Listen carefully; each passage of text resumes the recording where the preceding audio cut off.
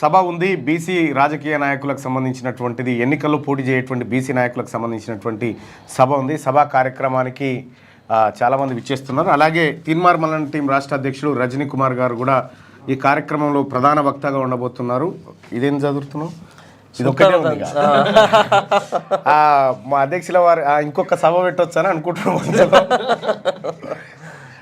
అలాగే సుదర్శన్ గారు, ఆ తర్వాత శ్యామ్ గారు, మేము అందరం కూడా ఇవాళ కార్యక్రమానికి హాజరు కాబోతా ఉన్నాం. అంతకంటే ముందుగా నిన్న కీలకమైనటువంటి పరిణామం జరిగింది రాష్ట్రంలో. రాష్ట్ర ప్రభుత్వం క్యాబినెట్ సమావేశం నిర్వహించి క్యాబినెట్లో ఏది గుట్టలకు గుళ్లకు రైతు బంధు కట్, బయట రైతు భరోసా కట్, వ్యవసాయ యోగ్యమైన ప్రతి ఎకరాకు ఏది కారుకు 6,000. అంతే అంతే. కార్ అంటే మళ్ళీ అంబాసిడర్ కార్ అనుకునేది కాదు. కార్ అంటే 6 నెలలకు పంట కాలాన్ని కార్ అంటారు. వానాకాలం 6,000, యాసింగ్ 6,000 అంటే 2 పంటలకు కలిపి 12,000 రూపాయలని ప్రభుత్వం సాయం చేయబోతుంది. అలాగే భూమి లేనటువంటి వాళ్ళకు, ఎవరైతే వ్యవసాయ కూలీలు ఉన్నారో వాళ్ళకు ఏడాదికి 12,000 రూపాయలు వాళ్ళ ఖాతాల్లో జమ చేయాలని రాష్ట్ర ప్రభుత్వం నిర్ణయం తీసుకుంది. గతంలో ఇది ఎట్లుందంటే కేసీఆర్ గారు ముఖ్యమంత్రిగా ఉన్నటువంటి 10 సంవత్సరాల కాలంలో, అంటే ఆయన రైతు బంధు తర్వాత స్టార్ట్ చేసిండు, 10 సంవత్సరాలు కాదు 6 సంవత్సరాలు, 5-6 సంవత్సరాలు. అంటే ప్రతి ఎకరాకు ఫస్ట్ 4,000 రూపాయలు ఇచ్చేది, తర్వాత 5,000 రూపాయలు ఇచ్చిండు. అయితే ఏడాదికి 10,000 రూపాయలు రైతు బంధు రూపంలో వాళ్ళు వేసేది. ఇప్పుడు తెలంగాణ ప్రభుత్వం కాంగ్రెస్ పార్టీ అధికారంలోకి వచ్చిన తర్వాత మేనిఫెస్టోలో 12,000 రూపాయలు ఇస్తామనేది మేనిఫెస్టోలో పెట్టడం జరిగింది. 15 అన్నారు మేనిఫెస్టోలో. సో కాంగ్రెస్ పార్టీ 6 గ్యారంటీల మేనిఫెస్టోలో ఎకరాకు 15,000 రూపాయలు, ఎకరాకు 15,000, 7,500 రూపాయలు ప్రతి సీజన్కు. సో ప్రతి సీజన్కి 7,500 అంటే 2 సీజన్లలో కలిపి ఎకరాకు 15,000 చొప్పున రైతు భరోసా ఇస్తామని ప్రకటించారు. కానీ ఇప్పుడు ఉన్నటువంటి సిచ్యువేషన్లో, ప్రస్తుతం ఉన్నటువంటి ఆర్థిక పరిస్థితులను దృష్టిలో పెట్టుకొని దాన్ని 5,000కు 1,000 రూపాయలు పెంచుతూ 6,000గా చేసిర్రు. సో భవిష్యత్తులో గవర్నమెంట్ దిగిపోయే నాటికి, ఒకవేళ ఎన్నికలు వచ్చే నాటికి ఉంటే అది 15,000 చేయడానికి అవకాశం ఉన్నది. మొత్తానికి రైతు భరోసాని ఇందిరా ఆత్మీయ రైతు భరోసా కోసం కాదు పెట్టింది, 12,000 రూపాయలు, 12,000 రూపాయలు రైతు కూలీలకు ఇచ్చేది ఆత్మీయ భరోసా. ఇందిరమ్మ ఆత్మీయ భరోసా కార్యక్రమం పథకాన్ని ప్రారంభించారు. అలాగే ఇటు 12,000 రూపాయలు ప్రతి ఎకరాకు ఏడాదికి ఇవ్వడానికి నిర్ణయం చేశారు. సో ఈ రకంగా రాష్ట్ర ప్రభుత్వం గతంలో ఇచ్చిన దానికంటే 1,000 అదనంగా కల్పిస్తూ ఉంది. అయితే మనం సరిగ్గా ఎన్నికల ప్రచారం 2023 డిసెంబర్లో ఎన్నికలు జరిగినటువంటి సందర్భంలో ఒక ప్రచారం జరిగింది. ఏది, కేసీఆర్ గారు వెళ్ళిపోతే రైతు భరోసా, రైతు బంధు పైసలు రావు, వడ్లు కొనరు, బోనస్ ఇయ్యరు, పెన్షన్ లాగిపోతాయి, జీతాలు రావనేటువంటి ఒక మాట పదే పదే బీఆర్ఎస్ పార్టీ నాయకులు చెప్తూ వచ్చారు. కానీ ఏం జరిగింది, వాళ్ళ ఏడాదిలోనే రైతు భరోసా డబ్బులు మళ్ళా వ్యవసాయ కూలీలు, గతంలో కేసీఆర్ గారు వ్యవసాయ కూలీలు పట్టదారి వాడు ఉంటే వానికి ఇస్తామా అని కరాఖండిగా అసెంబ్లీలో చెప్పిండు. కానీ ఇవాళ వ్యవసాయం పైన ఆధారపడి బతుకుతున్న కుటుంబాలకు కూడా ఏడాదికి 12,000 రూపాయలు వాళ్ళ అకౌంట్లో జమ చేయబోతా ఉంది. అలాగే రైతు భరోసా 12,000, ఇవిగాక వడ్లకు, సన్న వడ్లు పండించినటువంటి వాళ్లకు ఏది భరోసా, ఏది ఒక బస్తాకి 500 రూపాయల బోనస్, ఒక బస్తా అదే ఒక క్వింటాకి 500 రూపాయల బోనసు, రుణమాఫీ. ఇది రైతులకు కాంగ్రెస్ పార్టీ ప్రభుత్వం చేసినటువంటి కార్యక్రమం.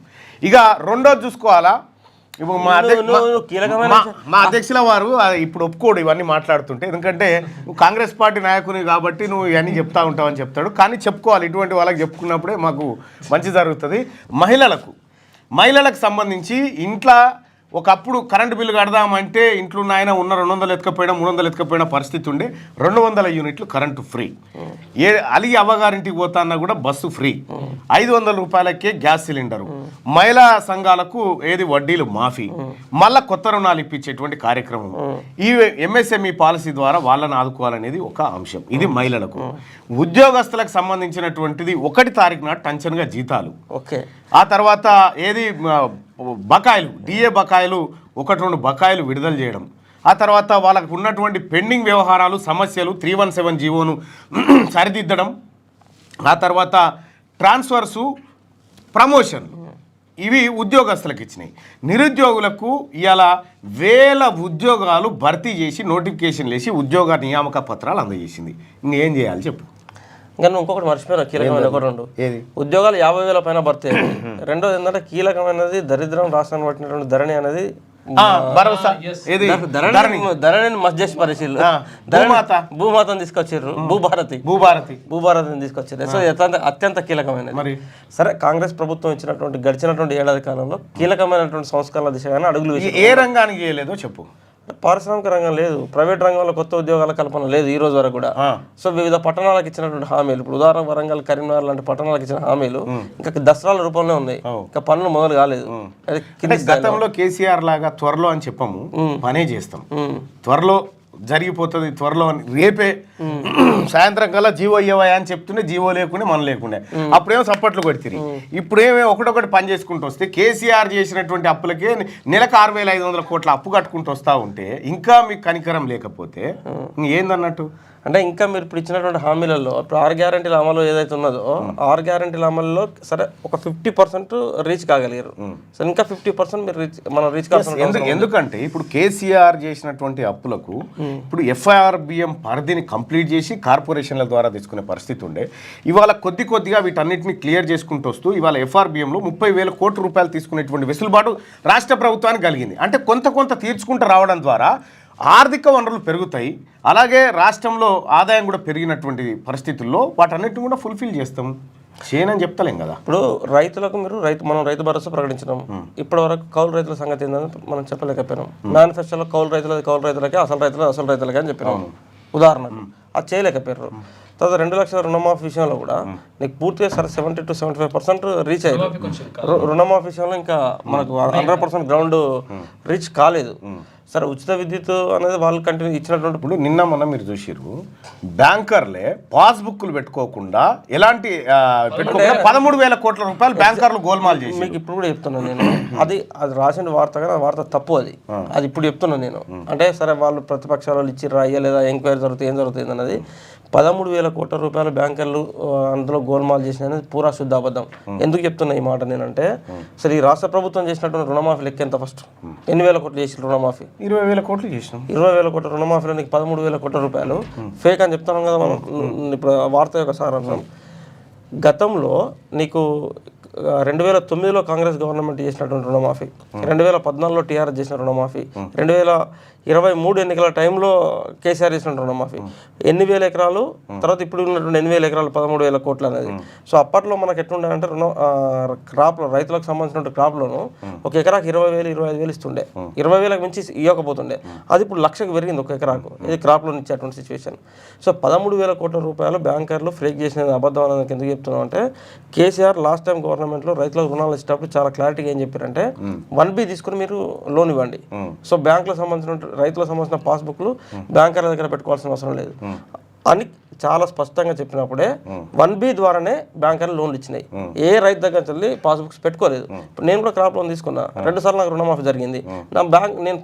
నా పాస్బుక్ లేదు బ్యాంక్ దగ్గర, నాదే లేదు. ఉదాహరణకు నాదంటే నా ఫ్రీకి ఇచ్చినట్టు. ఇప్పుడు రుణమాఫీ అయిందా కాలేదా? కాలే. ఇప్పుడు నీకు కాలేదు. ఎంత ఉంది నీ అప్పు? 2,30,000. 2 లక్షల వరకు మేము రుణమాఫీ చేస్తామని చెప్పాను కదా. 30,000 కట్టినా కూడా మాఫీ చేయలేదు.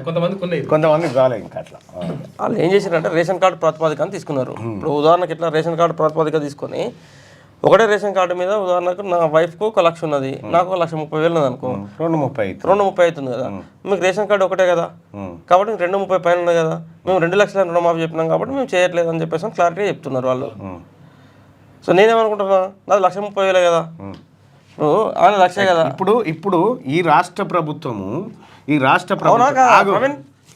ప్రభుత్వము నానా కష్టాలు పడి నానా ఇబ్బందులు పడి కొంత కడుపు మార్చుకొని 20,000 కోట్ల రూపాయలు తీసుకొచ్చి 20,000 కోట్ల రూపాయలు తీసుకొచ్చి రైతుల ఖాతాల్లో ఏసీ, అది రాష్ట్ర ప్రభుత్వం కడుపుకు తిన్నది కాదు, రేవంత్ రెడ్డి గారేమో మింగిందిగా. రైతుల ఖాతాలో ఉన్న పైసలు ఉన్నట్టేస్తే గతంలో కేసీఆర్ గారు చేస్తా రుణమాఫీ చేస్తా అని 5 ఏళ్ళు నానబెడితే కూడా మీరు సపోర్ట్ చేయలే. ఇప్పుడు మేము తెచ్చి టంచన్గా రైతుల ఖాతాల్లో వేస్తే ఇంకా జర్రంత వేస్తే అయిపోవు కదా అనేటువంటి ఏడానికి సిద్ధంగా ఉన్నాం. ఏ రైతును కూడా మేము బాధ పెట్టడానికి లేము. రైతుల కళ్ళల్లో ఆనందం కోసమే ఇన్ని రకాల రైతులు ఇవాళ మీరు చెప్తా ఉన్నారు. దాదాపు రైతుల దగ్గర ఒక బస్తాకు 500 రూపాయల బోనస్. బస్తా కాదు క్వింటాల్. ఒక క్వింటాకు బస్తాను క్వింటా అనుకుంటే ఒక క్వింటాకి 500 రూపాయల సన్నోడ్లకు బోనస్. ఒక ఎకరంలో దాదాపు ఒక 25 క్వింటాల్ అయితే 20 క్వింటాల్ వేసుకో 10,000 రూపాయల బోనస్. అవును. ఒక 5 ఎకరాలు ఉన్నాయి నాకు 50,000 రూపాయల బోనస్. 10 ఎకరాలు ఉన్నాయి నాకు 1,00,000 రూపాయల బోనస్ వచ్చాయి.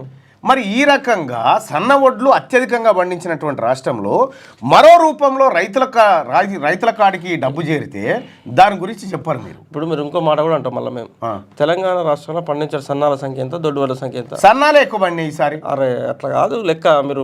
మీరు మరీ కండ వేసుకొని మాట్లాడదు. ఇది క్యూ న్యూస్, ఇది కాంగ్రెస్ పార్టీ కార్యాలయంలో మాట్లాడితే ఎట్లా ఇది? చెప్పు. ఈ రాష్ట్రంలో దొడ్డు వడ్లు సన్న వడ్లు లెక్కలు తీసినప్పుడు నీకు 50% ఆర్ 40% సన్నాలు పండుతావు. సో మిగతా దొడ్డు వడ్లు కదా. ఎన్నికల మేనిఫెస్టోలో మేము దొడ్డు వడ్లకి ఏమని చెప్పిందా కాంగ్రెస్ పార్టీ? సరే అయితే మొదటి దఫాగా సన్న వడ్లకి అన్ని వడ్లకి ఇవ్వడానికి రాష్ట్ర ప్రభుత్వం సంకల్పించింది. అయితే విషయం రైతులకు ఎందుకు చెప్తా ఉన్నాం సన్న వడ్ల విషయం అంటే రేషన్ షాపుల్లో కూడా సన్న బియ్యమే ప్రజలకు తినిపించాలనేటువంటి ఉద్దేశంతో ఈ పంటను ప్రోత్సహిస్తా ఉన్నది రాష్ట్ర ప్రభుత్వము. నువ్వు కాంగ్రెస్ నాయకులు అయిపోయినావా?